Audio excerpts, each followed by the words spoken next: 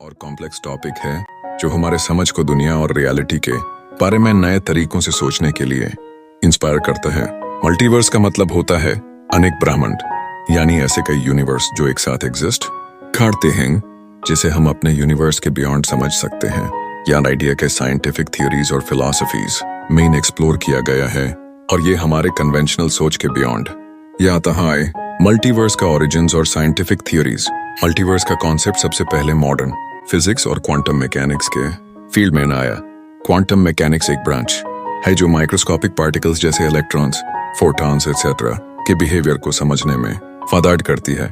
जब साइंटिस्ट ने quantum particles को ऑब्जर्व किया, उन्होंने ये देखा कि इनका बिहेवियर क्लासिकल फिजिक्स के लॉज के अकॉर्डिंग नहीं होता, यानी पार्टिकल्स एक ही वक्त में कई जगह हो सकते हैं या एक साथ कई अलग अलग स्टेट्स में एग्जिस्ट करते हैं। ये फिनोमिनन सुपरपोजिशन के नाम से जाना जाता है। क्वांटम मैकेनिक्स के माध्यम से ये आइडिया निकल कर आया कि अगर पार्टिकल्स कई अलग अलग स्टेट्स में हो सकते हैं, तो हो सकता है कि हमारी रियलिटी भी एक ऐसे सुपरपोजिशन का हिस्सा हो जहां कई अलग रियलिटीज एक साथ एग्जिस्ट कर रही हो। इस आइडिया को मैनी वर्ल्ड्स इंटरप्रिटेशन (MWI) के नाम से जाना जाता है। यह थ्योरी कहती है कि जब भी कोई क्वांटम इवेंट होता है, जैसे कोई पार्टिकल का स्पिन या पोजीशन चेंज होना, तो वो इवेंट एक नए यूनिवर्स को जन्म देता है।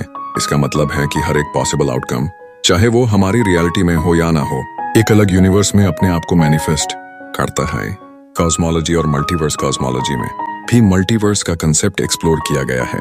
बिग बैंग थ्योरी के हिसाब से हमारा यूनिवर्स एक फिनाइट पॉइंट से एक्सपैंड हुआ है, लेकिन कुछ साइंटिस्ट का कहना है कि हमारा यूनिवर्स एक बबल यूनिवर्स हो सकता है जो एक लार्जर मल्टीवर्स का हिस्सा है।